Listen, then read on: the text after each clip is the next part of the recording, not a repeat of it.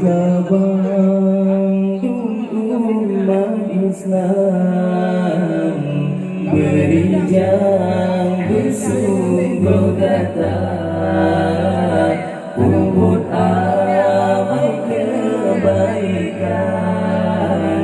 tinggalkan yang sebaliknya.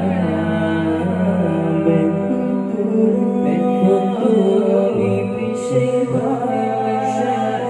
nafsu yang musuh kata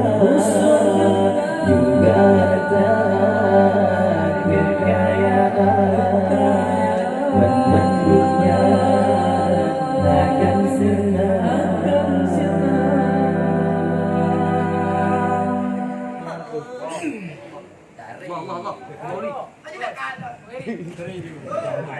Kemudahan motor kita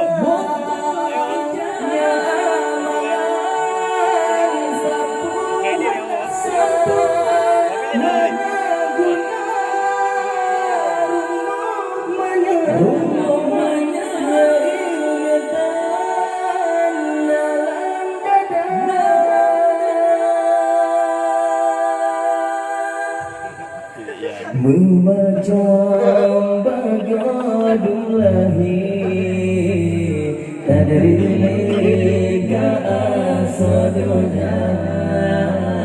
sayang tak iman haname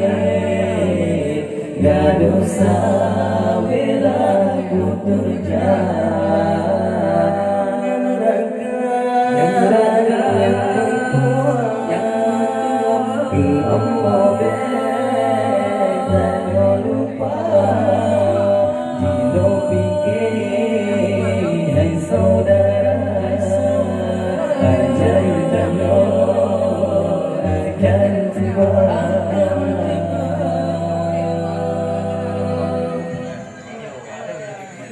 ingat kepada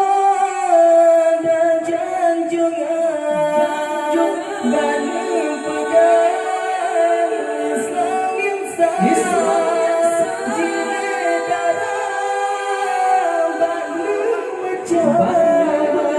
biarlah tolong tanah cucah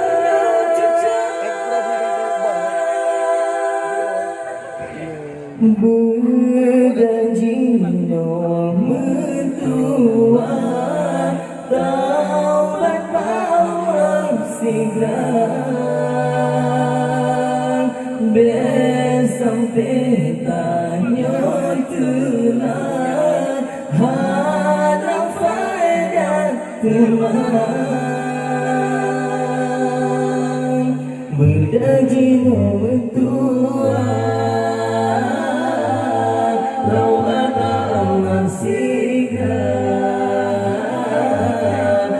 sampai ternyata hana faedah teman berjanji nomor tua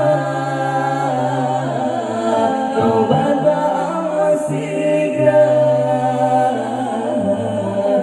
sampai